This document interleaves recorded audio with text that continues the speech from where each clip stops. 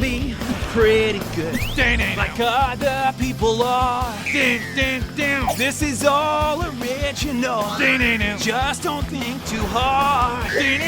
I will travel pretty far, searching here to there. Skycraftmon is the best, and it's our own idea. Skycraftmon! Hello there. I don't know how you have found this video, but I'm glad that you're here. Before I start, I just want to say something pretty quick. I've been playing Palworld since release, and I have over 200 hours in the game.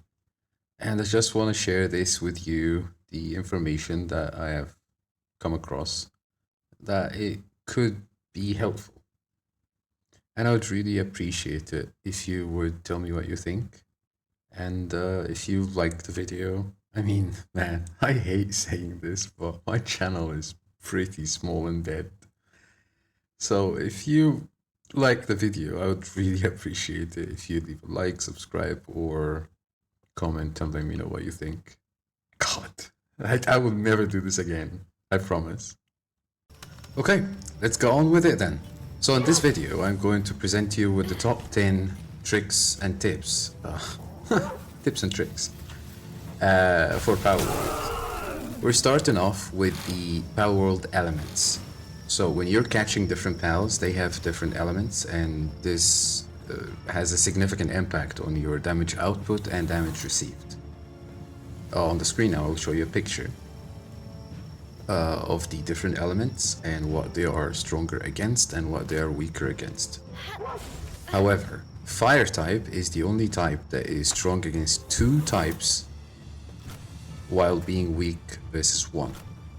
And neutral is not strong against anything. You're not going to get any bonus damage when you're using a neutral type pal against any other type, but it's weaker against dark. The second tip is that there are some support pals.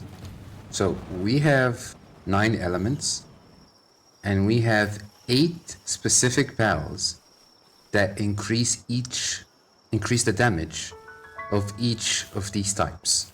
So for example, if you're running an electric team and you would like your team to deal from 10 up to 20% more damage, then you would want a Sparkit on your team, because while in team, it increases the attack power of electric pals. So it doesn't have to be on the field. These support pals just need to be on your team, and they increase the attack damage or the attack power of all your electric pals that you have on your team. If you are running an earth team, then you would want a Dumud on your team, because it increases the attack damage or the attack power of your earth pals. If you're running an ice team, then you would want a Foxicle, because it does the same thing but for ice. If you're running a dark team, or your main attack damage pal is dark, then you would want a Hook Rate on your team, because it increases the attack power of the dark pals. And for water, we have the Kelpsy. It looks cute as hell, but yeah, it increases the attack power of water pals. And if you're running nature, or neutral, I don't know why do I always say nature, neutral, then you would want this little thing, the Rib Bunny. It increases the power for neutral pals. And for the grass type, Bresla is the one that does that. And for the fire type, Ruby, or you have 2, Ruby and the Kelpsy Ignis. So you've got 2 you could choose from, whichever really. I would prefer Ruby, because as I said earlier, it could increase the attack power from 10 to 20%, and that depends on the number of stars or level. So you would need to find that pal, depending on what comp you're going. So if you're going fire, for example, you would need to collect 4, 16, 32, and then 64. I'm horrible at math, so I'm not even going to try to attempt it. I could use a calculator, but anyway. Ruby's easier to find, so if you're trying to go a fire comp, I would recommend Ruby, because she's much easier to find, and you could easily level her up. Now, if we're trying to upgrade a PAL or level it up, the way to do it is by combining PALs together using the condenser. You unlock it very early on using the ancient tech tree, and when you do so, you would need 6, so the one that you want to level up, and then you need to infuse 4 in it, and then 16, then 32, then 64, which is a lot. So you really need to choose a good PAL with good traits, and then do that too. So this process is important because it increases the not just the partner skill. So for example, if you're using a support PAL, the partner skill is the one that increases the damage for that type. So if we're talking about the Spark Kit, level 0 it doesn't increase much. Level 1 it increases 10%. Then on level 5 it increases the electric damage by 20% for the electric pals that are, including itself by the way. So Spark Kit would have 20% damage increase. But it doesn't only just do that. Leveling up the pal, when you reach, every time you level up it gains attack, defense and work speed, health as well. But it doesn't just do that. So if you look at this, this is a level 0 or level 1 Spark Kit. It has 1 electricity, 1 handiwork, and carrying stuff, right? When you level it to level 4, those become level 2. So if we look at this one, it's level 5. It has 2 electricity, not 1, 2 handiwork, not 1, and 2 carrying stuff around, right? So if you do this, for this type of PAL, it's not because you want it to have 2 handiwork instead of 1, because this is not really what's important here. You want to level up the static electricity partner skill, which increases the electric damage output that you're doing. But if you level a PAL that has, let's say, 4 handiwork like Anubis to level 5, you will have 5 handiwork. And if you have on that Anubis Lucky, Serious, Work Slave, and what was the last one? Lucky, Work Slave, Artisan, right? If you have those 4 and he's level 5 handiwork, oh my god, the speed. They just craft things that would take like 5 minutes in 2 seconds. It's insane. So it's really worth doing. I know it's hard and it takes a lot of copies of the PAL that you want to level up, but if done correctly, it doesn't only increase the damage, but it also increases the trait. So if we're leveling up a PAL, it's gonna be either one of 3 things. Either this is your main attack PAL and you want it to have more attack, more defense, and more health and that, or you are leveling it up because of the passive, either that increases your damage output or your carry weight. Some PALs increase carry weight, and if you level them to level 8, it also increases from 10, level 5, it will be 20%. Or you are leveling them up because you want to have 5 handiwork, or for example the fire dragon, what was it called? I forgot. There's the blue one And then when you breed them together, you get the Ignis version of it. Yormentide. So if you get the Yormentide Ignis, it has 4 smelting, and if you level it to level 5, it will have 5 smelting, which is insanely fast. And it matters a lot because late game, smelting the pal metal or the legendary spheres takes ages. And if you have something that has like 5 handiwork with good traits, or it would do like 100 balls as if you're crafting the blue pal spheres. It's like you craft like 3 per second or something. So it's very useful, but it's an investment. So I've done that a couple of times and it's really insane. It's definitely worth it if you're, you know, just collect them if you can. Catch them all, you know? Now, the second way to upgrade pals or enhance them further is through the statue of Anubis. So if you look here, we have this Anubis and we are trying to enhance him. So you can enhance the max health, attack, defense, and work speed even further, right? Up to 30%. You would use blue, purple, and gold souls. So if we, first it would ask you to use the small souls, the blue ones, and then you would use the purple souls, and then you would use the large souls to get it from 21% to 30%. Now, where can we find the small, medium, and large souls?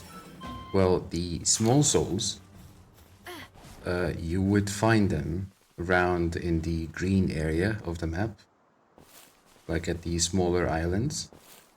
You would find them in chests. Sometimes you find them on the ground, like they're faded blue crystals.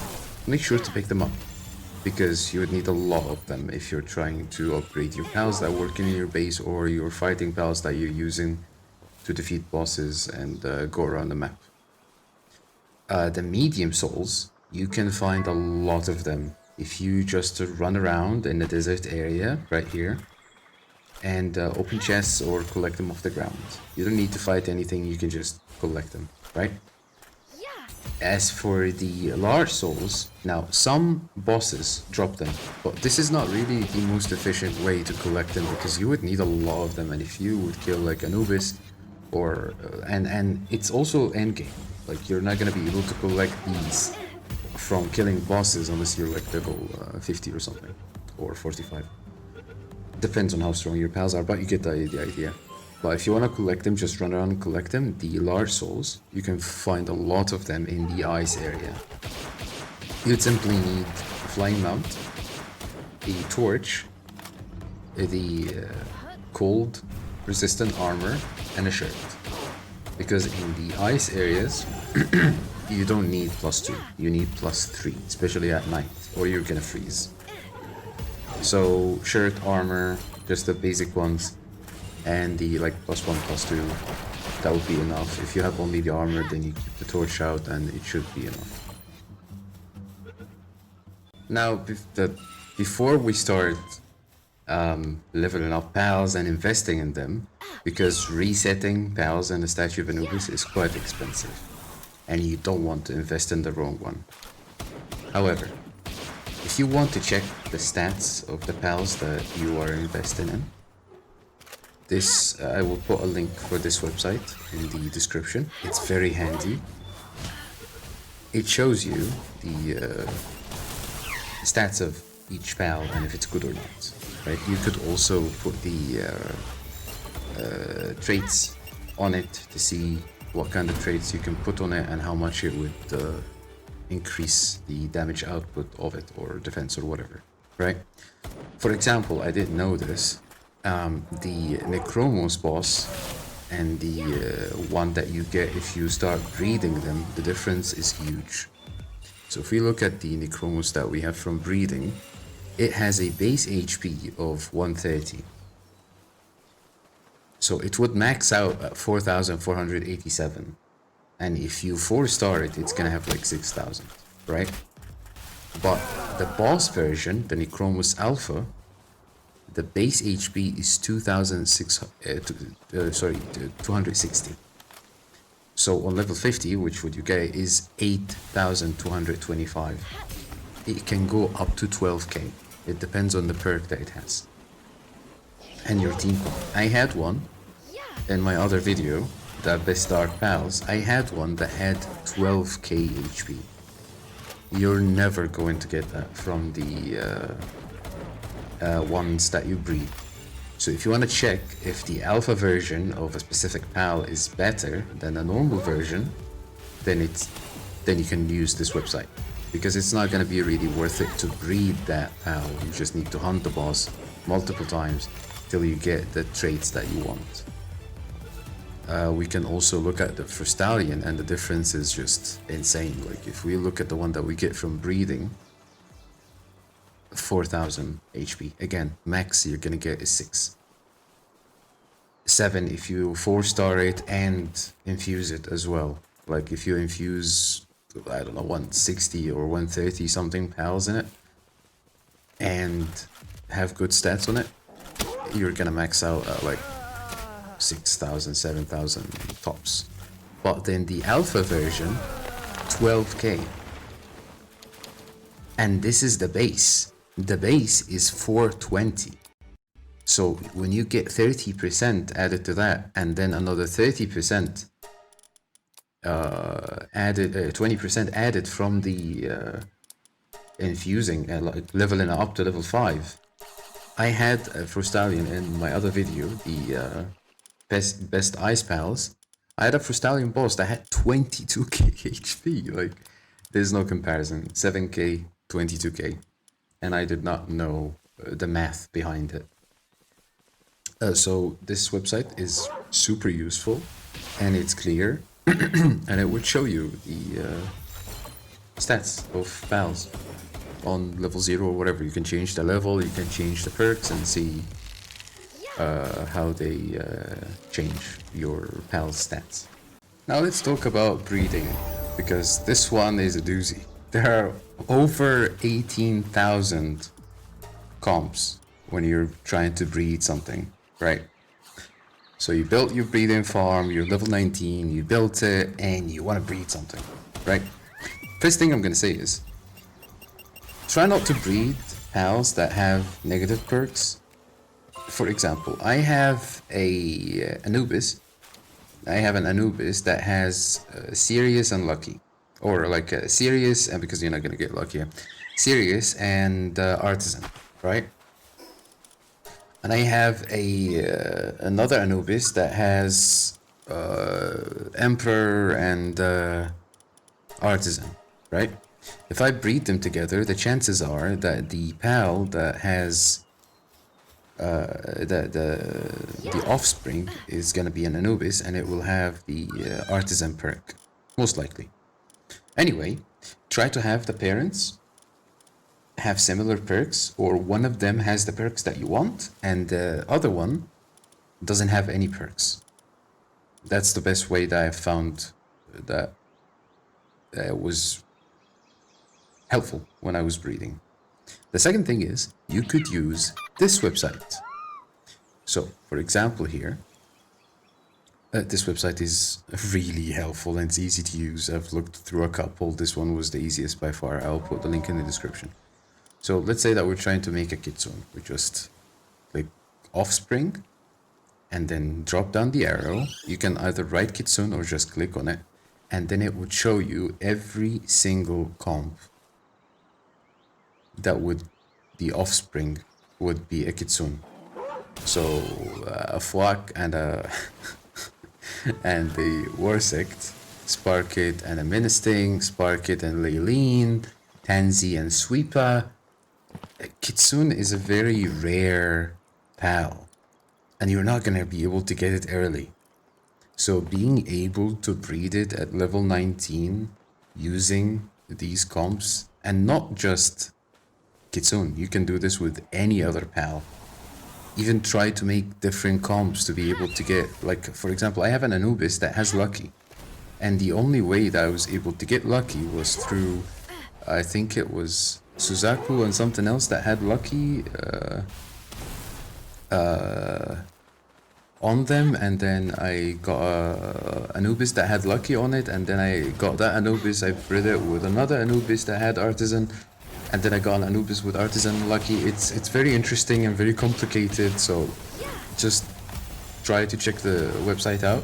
Very, very helpful if you're trying to breed, and it's my go-to when I'm breeding pals in general.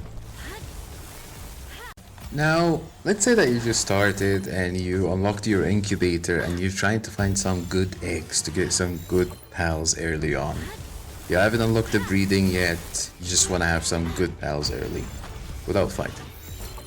Or like, strong pals. So, if you want to find good electric pals that you will not have access to in early game because just everything is there like level 30 something or 40 something, then I'm going to help you out. So here, in this map, if you want to find electric pals, you would want to go there.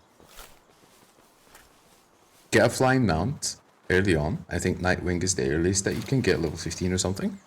And then you could go to that island there, run around, collect eggs. At the most part that I found eggs on, and I didn't find a lot of mobs that were trying to kill me, is on the right side of the map, right on the coast. Just get a mount, either running, like the Dire Howl is a really good mount early on. It's super fast. Or a flying one, and you can just run around and collect the eggs there. The eggs there, you're gonna have a better chance of finding large and huge eggs. You can even get a Suzaku from there. I got a Suzaku, 2 Suzakus when I was level 16, I think, which is insane because their smelting is like level 3. Nothing like nothing else that I would collect on the island I was on would compare. If you're trying to get ice pals, then that ice island or that small patch of ice. Again, if you're going to the ice or the hot area or the volcano for the fire pals, the bottom there, try to have a shirt and a torch and the armor for the area, because you're going to freeze or it's going to be hot and that would get you killed. It doesn't take much. You can even go with the cloth armor and just the resistance shirt.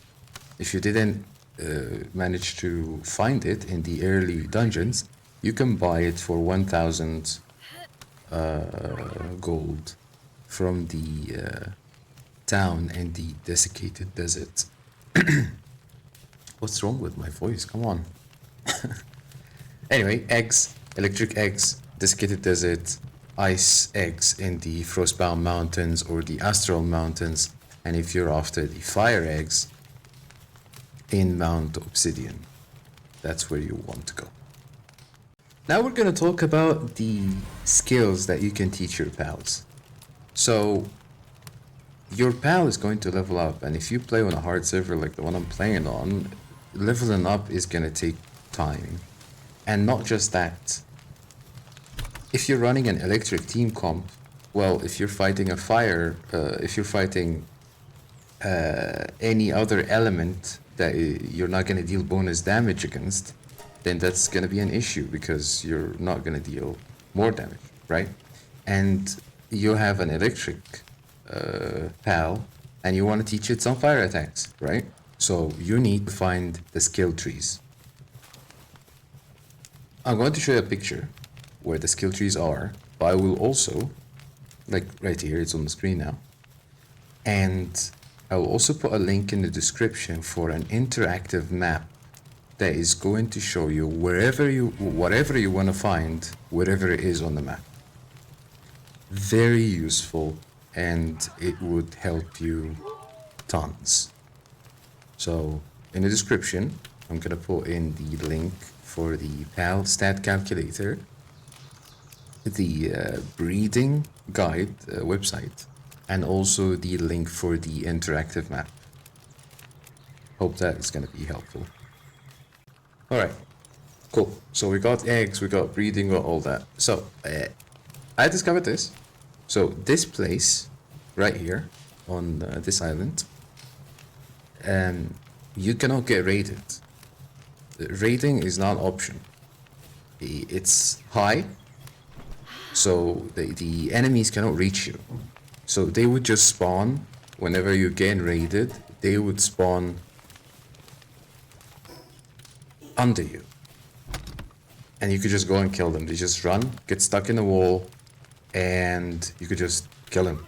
Even if they're flying, they just stay there, and you could go either catch them, kill them, or do whatever you want to them, right? So on the Icewind Island, it's a really good location. There are a couple of iron nodes, and it's close to the Astral Mountains. It's close to the Wildlife Sanctuary, and across from it, you could just go to the Discarded Desert. It's not that far, and yeah, you're just not gonna get raided. This location is one of the best base locations in the game. You could have your main base there that you don't want to have a hassle defending and whatnot, and you can have a defensive base somewhere else that is open, and they can attack you openly if you want to play for defense and put defenses and whatnot, and you want to put your benches and your main base somewhere safe, then Icewind Island is the place. Just make sure that it's in that location or somewhere else that is also high. I don't know, I haven't tried other places, but that place I've tried and it's just unraidable. Okay, so we've talked about a lot. The last thing that I'm gonna leave you with is capturing traders. Sometimes you have a lot of stuff and you wanna go somewhere and sell it. Well, it's just easier to capture a trader and have them in your base, and you can just pull them out, sell whatever you want, then drop them back in the pal box. And they also reset daily, so that's very helpful. As you look here, we have a trader in the pal box. Do not put it on your team. That's not gonna work. You need to drop it in your base, in the pal box, in the active slots. You put him there, talk to him, sell, remove him. That's the way to go.